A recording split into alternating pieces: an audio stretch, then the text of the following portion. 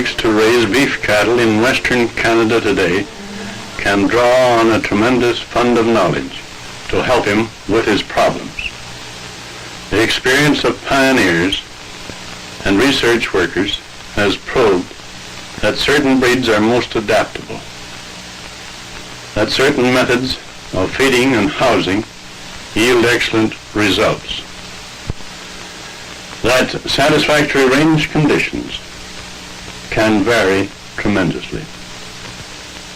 From the short grass open plains to the poplar-covered parklands, from the marsh grass areas of the north to the cultivated pastures of the farming country. Many men are doing an excellent job of raising beef cattle under a great variety of conditions throughout Western Canada. These cattlemen have one thing in common: a knowledge of practical management. And management, in the main, is the key to their success as cattle raisers. During the summer, while the herd is out on pasture, everyone who raises beef cattle for market gets an opportunity to admire the result of last season's efforts. Fortunate is the man who owns a good bull, for a good bull is half the herd. From the livestock raiser's point of view, there is much to admire in a well-built, healthy cow. Each calf is the dividend of breeding and management. And calves that develop into sturdy steers and heifers are to him a sign of accomplishment. But every animal in the average herd is by no means a top-grade beast. Therein lies a problem for the man who wants to improve his herd. Every cow in a first-class herd is one which shows the characteristics of a recognized beef breed and has the ability to produce calves that will grow into good quality beef. This cow has a deep body, a roomy middle, and thus the capacity to do the job intended, carry a calf, and convert fodder into milk for the calf. Since 75% of the value of a beef carcass comes from the loin area and hindquarters, her calves should fill the bill. Notice the strong, deep, meaty loin and the long, full, smooth-fleshed rump. The thighs are thick, the twist full, and she carries meat right down to the hock. From the front, she shows width through the chest and a well-sprung rib, ample room there for the functioning of vital organs such as heart and lungs. This breedy head and short neck denote beef character, which, together with her scale and ruggedness, make her an ideal breeding prospect. Mated to this bull, also of top quality, she'll produce the kind of calves that are in demand. The procedure of herd improvement can be set out in simple form, a recommended procedure based on years of experience. The routine of testing for performance will provide fairly definite answers as to what can be expected from each animal as a producer of beef. These cows and their calves were identified by ear tag, tattoo, or neck chain when the calves were born, and birth dates recorded for later reference. Since the weight of the calf at weaning age is largely due to the mothering ability of the cow, a check on the calf's weight indicates whether the cow is producing enough milk. Allowance is made for the difference in ages of calves in order to compare them on equal terms. These calves at exactly the same age varied 80 pounds in weaning weight. The mother of the lighter calf should be culled from the herd. Calves which obviously show poor beef type should not be kept for the breeding herd. Separated from the cows, the heifer calves selected for herd replacements are fed a ration of good quality hay, oats, and mineral supplement. Their gain in weight will be checked the following spring. Since all heifer calves should be vaccinated for Bang's disease between 4 and 11 months of age, the job can be done most conveniently at this time.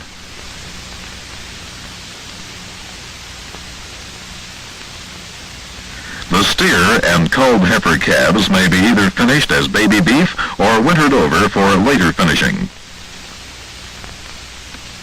Separated from their calves and the younger stock, the cows will thrive in a loose housing unit. Good management requires a close watch on the health and comfort of livestock. Spraying for lice is important, soaking the animals to the skin. Any sign of sickness or cold should not be neglected.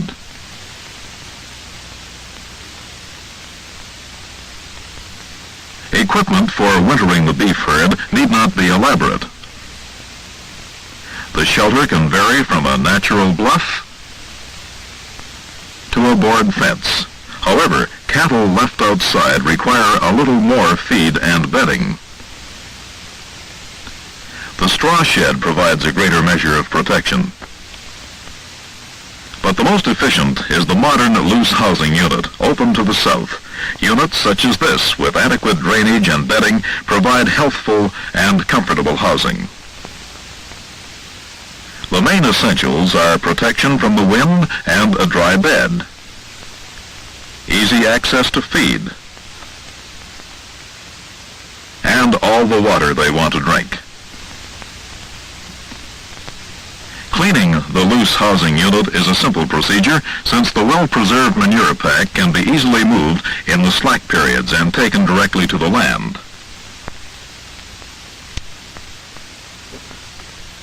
Self-feeders are of many types and varieties. Those of the simple daily filled type or the stackyard variety holding a week or a month's supply, conveniently located to the cows and the hayfield, will provide an ample supply of roughage at all times.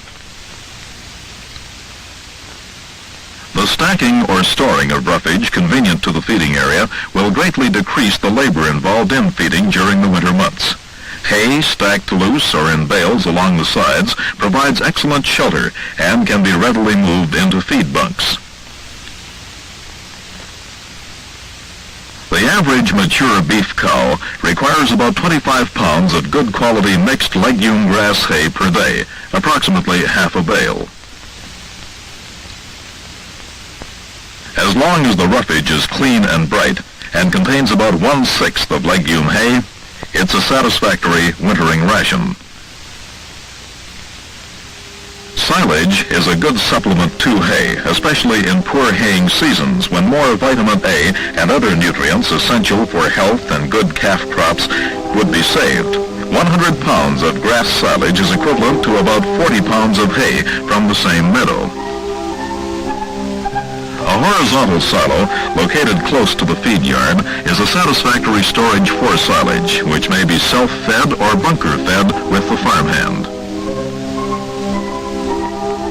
Grain bunks provide facilities for supplementing the roughage ration if it's of poor quality or contains less than 1/6 of legume hay. A supplementary grain ration of from 2 to 6 pounds per day is advisable when feeding straw, badly leached hay, or slew hay. Thin cows or cows nursing calves should receive grain, especially during the latter part of the season. To properly develop calves and the yearlings which have been bred to calve at 2 years of age, they should be fed the best roughage available and 4 to 6 pounds of grain per day throughout the winter. All cattle require mineral supplements. These requirements can be met by free access to an inexpensive commercial supplement containing salt, phosphorus, calcium, and the trace elements iodine and cobalt. Conveniently placed mineral boxes, preferably of the covered type, will allow the animals to meet their needs. An adequate winter water supply is a must for healthy, thrifty cattle. Electric, oil, or coal-fired heaters in the watering tank will keep the water at a temperature of approximately 45 degrees to ensure maximum consumption and keep the trough free of ice. Electrically heated automatic water bowls are the ideal and can be installed on most modern farms. A simple arrangement of corrals and chutes makes the handling of cattle easier and is well worth the cost of installation. A squeeze for dehorning, branding, and veterinary examination saves time, tempers, and cattle. Cattle stalks, or a simple accessory to the squeeze, facilitate the often neglected task of foot trimming. Lameness often results from neglected feet, and individuals, particularly older bulls, may require a periodic trimming. The herd sire is half the herd, but all too frequently this fact is ignored. After his summer service is complete, too often he's banished to the smallest, darkest stall in the barn. The bull should be housed in roomy, clean quarters with access to a dry exercise yard and fed the same good feed as the cow herd. If he is being used during the winter months, his ration should contain about 6 pounds of grain per day, and the roughage should be bright and green, or vitamin A must be fed to ensure fertility.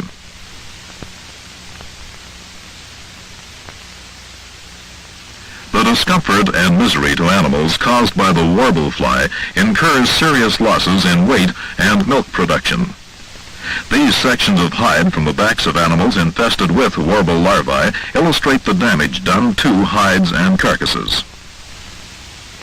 A vigorous scrubbing of the back with a stiff brush and a solution containing a recommended insecticide, or a high-pressure spray using the same solution, will kill the larvae before they emerge. Treatment with systemics, either orally or by spray in the fall, is also coming into general use.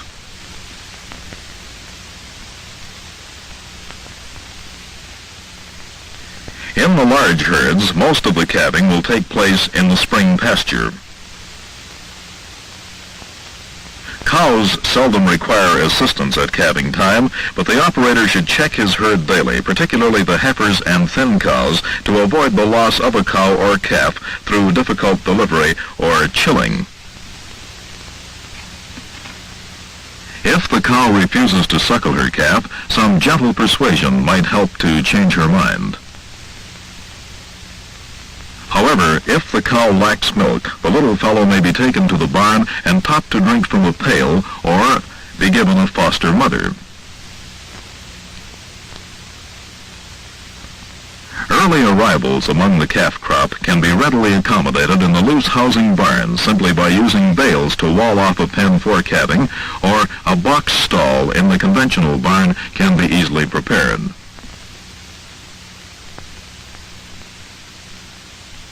An abundance of good, cheap pasture is the basis of economical beef production. Native pasture, either prairie or parkland, particularly on land too arid or too rough for farming, is ideal for beef cattle. Nevertheless, the high productivity of arable land seeded to a good pasture mixture should not be overlooked. Not only does it provide an important phase of rotation, but from a productive point of view, might easily equal competing cash crops in value per acre.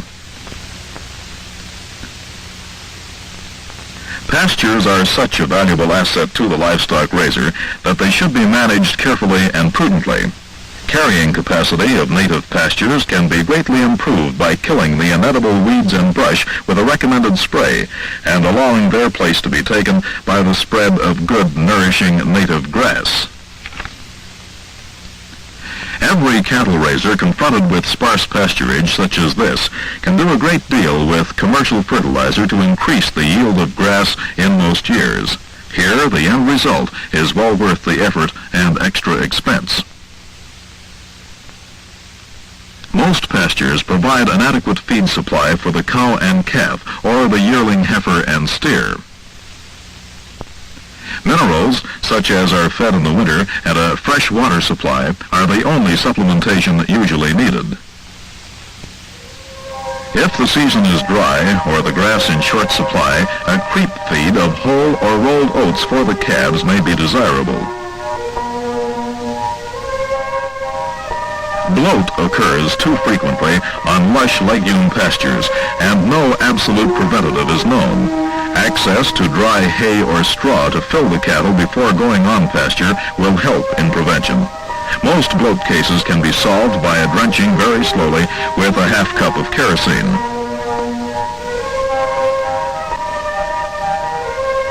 Back scratchers, either manufactured or homemade, or periodic spraying with a recommended insecticide keeps down the fly nuisance and produces more beef per day.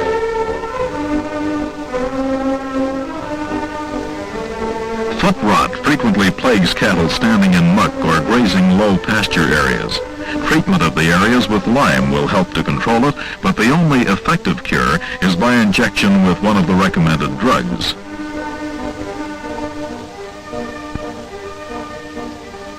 In the latter part of June or early July, the calves are brought in with their mothers from the pasture, separated into a small corral, and permanently identified with the registered brand of their owner. Male calves should be properly castrated, and all calves vaccinated against the dreaded blackleg. Removal of the horns with a caustic paste or stick by gouger or knife alone, though tedious, will save the operator from a more arduous job the following spring.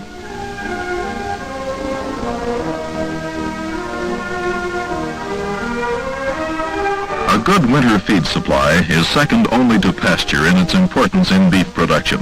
Legume or grass legume mixtures are usually the most highly productive hay or silage crops. These should be cut before the stand reaches full blossom and properly cured to save as much of the leaf as possible. The forage harvester is a very versatile machine since it gathers up forage and delivers it to the mow with a minimum amount of hand labor. It can also be used to ensile crops in the trench silo whenever inclement weather prevents normal haymaking.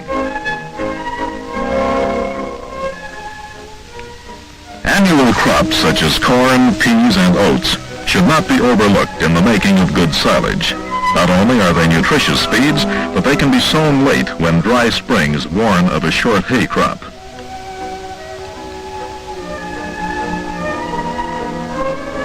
Native stands are also a good source of feed, but are at their best nutritionally before they reach their greatest bulk productively. The farmhand is the simplest and probably the cheapest method of harvesting and storing hay.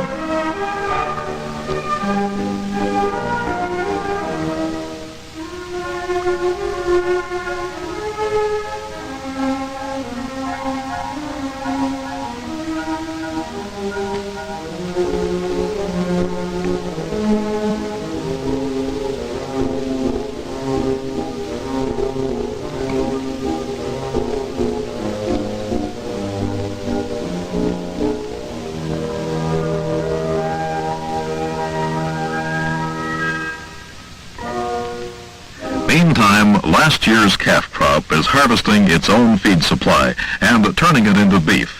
Many of the dry cows will have been sold for slaughter early in the summer, providing operating cash and effective culling of shy breeders. These sleek yearling steers are about ready for the feedlot. They illustrate the rewards of a sound breeding program, excellent pasture, and careful management. A pleasing sight to their raiser, they'll return a handsome profit for his investment in labor.